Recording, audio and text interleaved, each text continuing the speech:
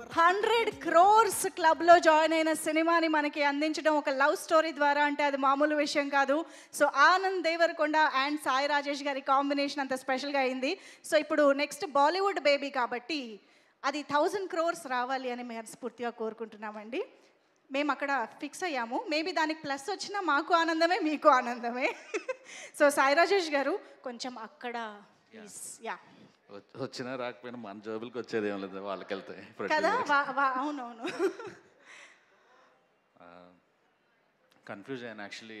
అంటే దేవరకొండ ఫ్యామిలీకి important person అంటే మా విజయ్ దేవరకొండకి హిట్ ఇచ్చిన టాక్సీ వాళ్ళ హిట్ ఇచ్చిన ప్లస్ ఇప్పుడు బేబీ ఇచ్చిన ఎస్కేనే పిలుస్తున్నారు అనుకున్నా, నన్ను పిలిచారు. సందీప్ అనగానే ఇంకా కన్ఫ్యూజ్ అయ్యా.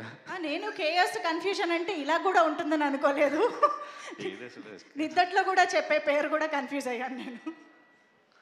ఆనంద్ అన్న ఎక్కడ వెళ్ళినట్టున్నారు. ఓకే యా,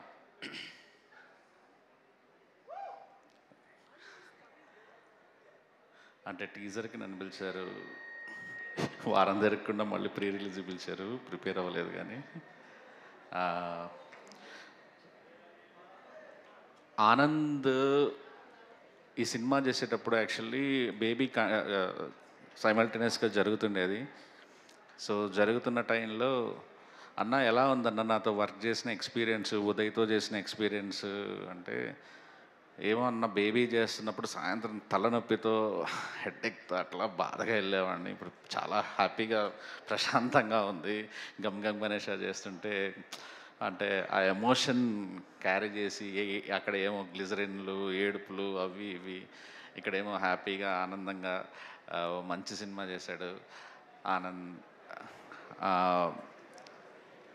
బేబీ అంటే చాలామంది పుష్పక విమానం తక్కువ మంది చూశారు.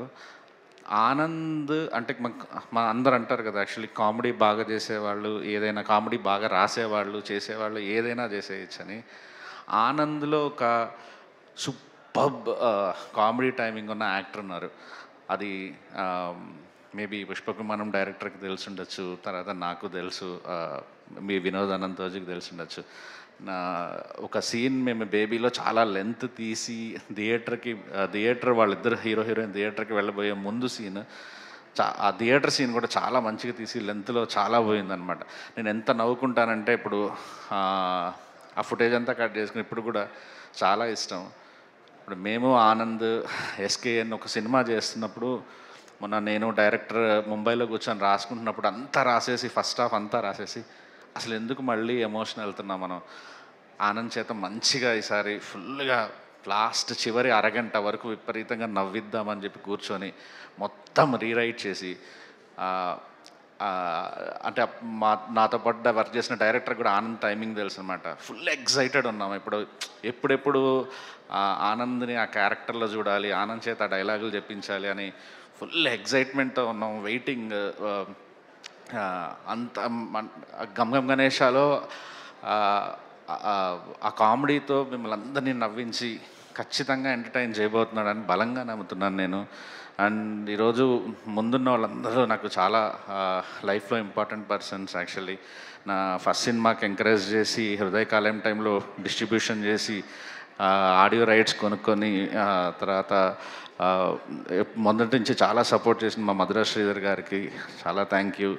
అండ్ కేదార్ గారు, వంశీ గారు ఇద్దరు చాలా క్లోజ్ ఫ్రెండ్స్. సార్ పెద్ద ప్రొడ్యూసర్స్ ఇక్కడ నుంచి కొట్టుకుంటా వెళ్ళిపోవాలి, వెనకాల జీరోలు యాడ్ అవుతా వెళ్ళాలి, 10 కోట్లు 100 కోట్లు 20 కోట్లు నెక్స్ట్ లెవెల్ చూడాలి. అనురాగ్ ఫ్యామిలీ ఇంకా తన ఫస్ట్ సినిమాకి నేనున్నాను, నా ఫస్ట్ సినిమాకి తను ఉన్నాడు, ప్రతి సినిమాకి ఇద్దరం ట్రావెల్ అవుతూ ఉన్నాం.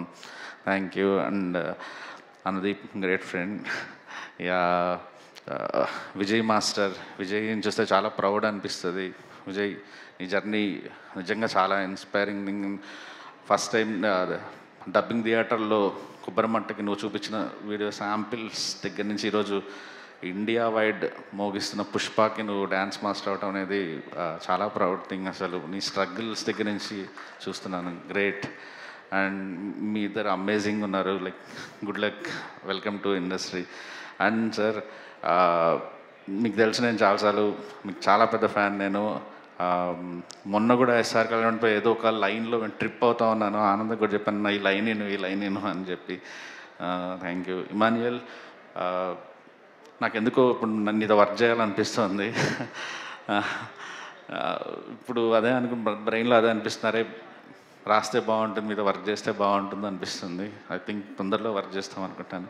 సురేష్ బన్సెట్టి గారు, చాలామంది నాకు బేబీ సినిమా ఆడియోలో ఏదన్నా బాగుందంటే చంటి పిల్లల పాటకి దానికి రావాల్సిన అందరు అట్లా దాన్ని మెచ్చుకోవట్లేదేమో ఇంకా అనిపిస్తుంటుంది అనమాట.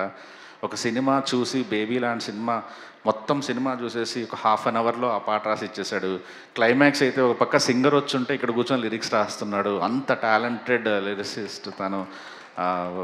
అందుకే 5 పాటలు ఇచ్చాడు. తర్వాత ఇప్పుడు నా నెక్స్ట్ సినిమాలు అన్నింటిలో కూడా తను రాస్తున్నారు.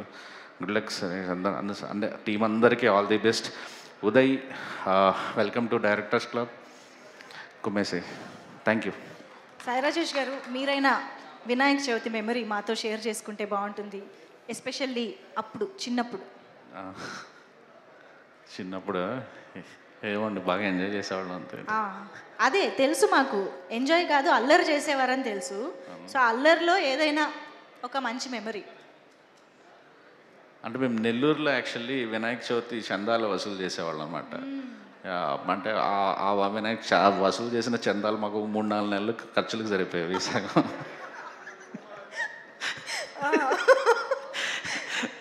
అది నిజమే సార్, అది జరిగేది చెప్తున్నాను. ఒక ఓపెన్ సీక్రెట్ బయట పెట్టారు. అదే అంటే మంచిగా అన్ని అరేంజ్మెంట్ చేసి దేవుడికి సంబంధించిన అన్ని ప్రోగ్రామ్స్ చేసి అంతా చేసి తర్వాత ఎంజాయ్ చేసేవాళ్ళం అన్నమాట అట్లా. Okay.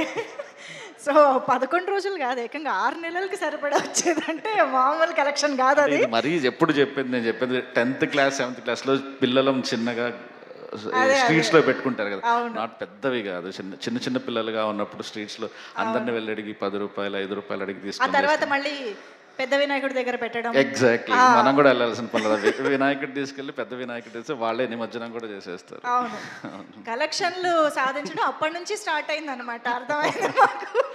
Thank you so much Sai Rajesh గారు for being here, and thank you so much for baby blockbuster actually. And మీ ముగ్గురి కాంబినేషన్లో మళ్ళీ